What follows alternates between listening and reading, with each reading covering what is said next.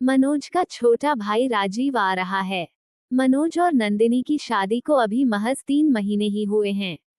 राजीव शादी होते ही तुरंत बेंगलोर चला गया था, क्योंकि शादी की तैयारियों में उसके कई प्रोजेक्ट बाकी रह गए थे और उसकी इंटरनल परीक्षाएं भी शुरू होने वाली थीं।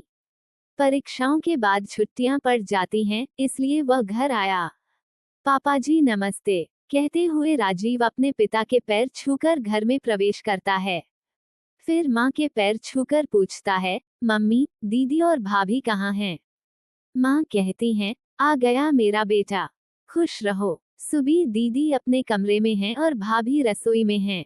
अरे नंदिनी, देखो तेरा देवर आया है, जरा चाय बना दे और एक कप मेरे लिए भी बना देना।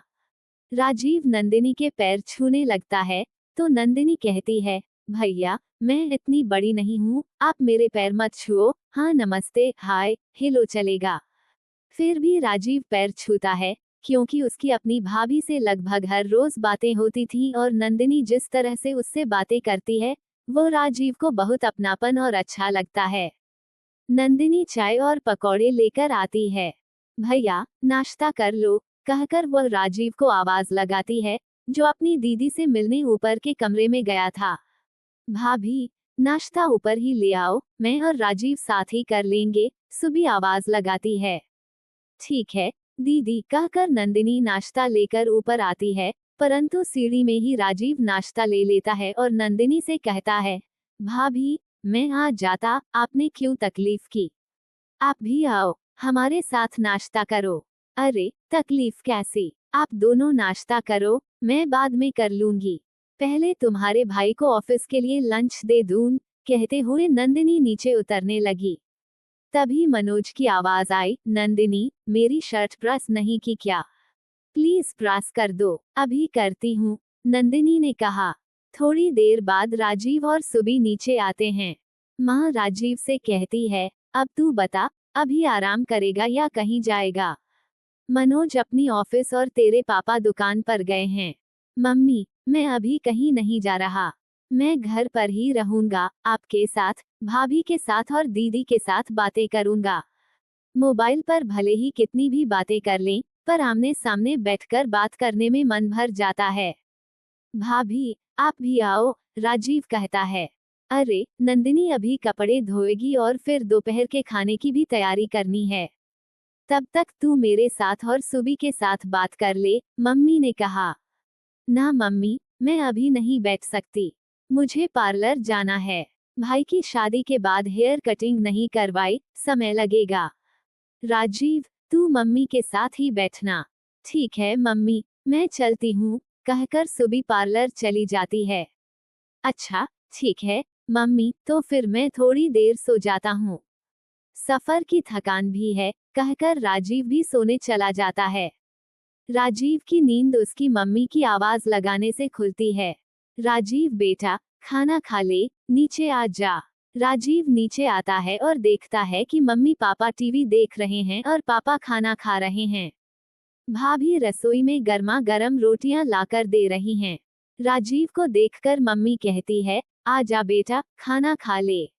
अरे नंदिनी, राजीव के लिए प्लेट लगा दे। मम्मी, मैं खुद ही लगा लूंगा, और राजीव रसोई में खाना लेने जाता है।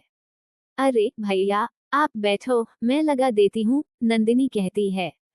ना भाभी, ये तो हमारा बचपन का काम है, बस आप परोसो और मैं लेने आ जाऊंगा, राजीव कहता है। राजीव खाना खा रहा था, तभी सुबी भी आ जाती है और नंदिनी सबकी, और मम्मी की भी, प्लेट लगाकर गर्मा गर्म रोटियां लाकर देती है। उसके बाद खुद खाती है। खाने के बाद बर्तन धोकर रसोई की सफाई करने लग जाती है। राजीव को ये सब देखकर अच्छा नहीं लग रहा था। उसने मम्मी से पूछा, मम्मी, बर्तन वाली आंटी नहीं आई क्या आज? मम्मी कहती हैं, 2 दिन से उनकी तबीयत खराब है, इसलिए नहीं आ रही हैं। उन्हें वायरल हुआ है, तो अभी 1 हफ्ता नहीं आएंगी। शाम को नंदिनी सबके लिए चाय और स्नैक्स बनाती है और रात के खाने में मटर पनीर, कचौरी, रायता बनाती है। राजीव जितने उत्साह से घर आया था कि भाभी के साथ बैठकर बातें करेगा, लेकिन भाभी जब फ्री होंगी, तभी तो बातें करेगी। अगले दिन सुबह से भी वही रूटीन चल रहा था। राजीव देख रहा था कि भाभी दिन भर काम करती रहती हैं और सब आराम से बैठे रहते हैं, सबके पास उनकी चीजें पहुंच जाती हैं। उसने रात के खाने के बाद सबसे बात करने का सोचा। जब सबने खाना खा लिया, तो राजीव रसोई में अपनी प्लेट धोने लगा। मम्मी ने उसे ऐसा करते देखा, तो कहा, अरे बेटा, तू प्लेट क्यों धो रहा है? राजीव ने कहा, मम्मी, आपने ही तो सिखाया था ना कि जिस दिन बर्तन वाली नहीं आएगी, उस दिन सब अपने जूठे बर्तन खुद धो लेंगे। परंतु बेटा, अब नंदिनी है, नहीं तो वह सबके बर्तन धो देती है। तू भी रख दे, मम्मी ने कहा। राजीव बोला, मैं वही तो देख रहा हूँ। किसी को कुछ नहीं करना है, सारा काम भाभी कर लेंगी। मम्मी, जब भाभी नहीं थी इस घर में, तब भी तो हम सब मिलकर घर का काम करते थे। और आप जब रसोई बनाती थी, तो दीदी पापा को गरम रोटी देकर आती थी। मैं, दीदी और भाई आपके लिए रोटी लेने खुद आते थे। और दीदी जब बड़ी हुई, तो खाने के बाद उन्हें गर्मा गर्म रोटियां, पूरियां सेंक कर खिलाती थी। कई बार भाई ने भी रोटी बनाने की कोशिश की, पर उससे नहीं बनी, तो आपने कहा, तेरे बस की बात नहीं है रोटी बनाना, तू सब्जी अच्छी बना लेता है, तू सब्जी बना लिया कर, तेरी पत्नी रोटी बना देगी। परंतु यहाँ भाभी सबको परोस कर खिलाती हैं और खुद ठंडा खाती हैं। कपड़े धोते थे, मुश्किल से आकर सूखे कपड़े उठाकर लाता था। भाई शांति से चाय बनाते थे। दीदी झाड़ू लगाकर स्कूल जाती थी। जिस दिन बर्तन वाली नहीं आती थी, उस दिन हम तीनों भाई बहन और पापा अपने अपने जूठे बर्तन खुद धोते थे। इसी तरह से सब काम मिलकर करते थे। कभी कभी आराम से जिसके पास भी पढ़ाई के अलावा कोई एक्स्ट्रा टाइम होता, तो कोई भी काम हम तीनों आपके साथ करा लेते थे। परंतु अब भाई अपनी छोटी छोटी चीजों के लिए भाभी पर निर्भर हो गए हैं। दीदी को भी उनके कमरे में ही खाना चाहिए। भाभी की मदद करना तो दूर की बात। नंदिनी यह सब देख और सुन रही थी। वह राजीव को रोकना चाहती थी, पर उसकी हिम्मत ही नहीं हुई। मम्मी कहती हैं, बहू का काम घर संभालना होता है, मैंने भी संभाला था। हाँ माँ, घर संभालना होता है, पर बाकी लोगों का काम मदद करना भी होता है, राजीव ने कहा। मम्मी कहने लगी, जब तक तेरे चाचा और बुआ की शादी नहीं हुई थी, तब तक तो मैं, मेरे सास ससुर और सबका काम करती थी। हमने कभी नंदिनी पर किसी काम के लिए दबाव तो नहीं डाला ना, उसे कभी बुरा भला तो नहीं कहा ना, और उसने भी कभी ऐसा जाहिर नहीं किया कि परेशान हो रही है। और अगर बहू काम नहीं करेगी, तो बहू की जरूरत क्या है? क्या बहू की जरूरत सिर्फ काम करने के लिए ही होती है? नहीं माँ, बहू की जरूरत परिवार की जिम्मेदारी संभालने के लिए होती है, क्योंकि परिवार के सब सदस्य जिम्मेदार होते हैं। उसी तरह से भाभी ने भी कभी कुछ नहीं कहा, तो मैं तो बहुत कुछ देखकर ही कह रहा हूँ। जब हमारा नया घर बना, तब आपने हमें सबको समझाया था कि घर सबका होता है, इसलिए घर का काम भी सबका होता है। अगर सब अपनी थोड़ी थोड़ी जिम्मेदारी निभाएंगे, तो घर संभालने वाली गृहिणी को अच्छा भी लगेगा और स्वस्थ मन से भी घर संभालेगी।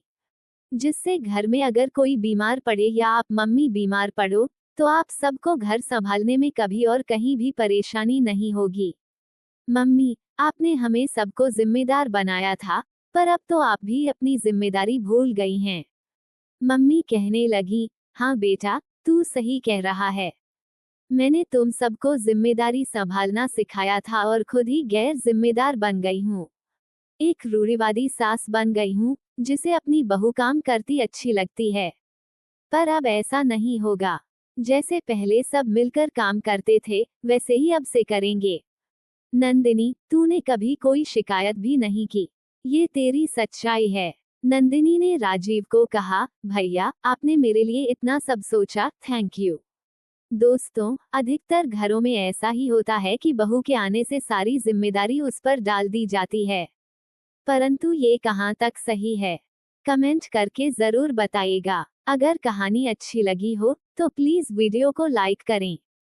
चैनल पर अगर नए हैं, तो चैनल को सब्सक्राइब करें।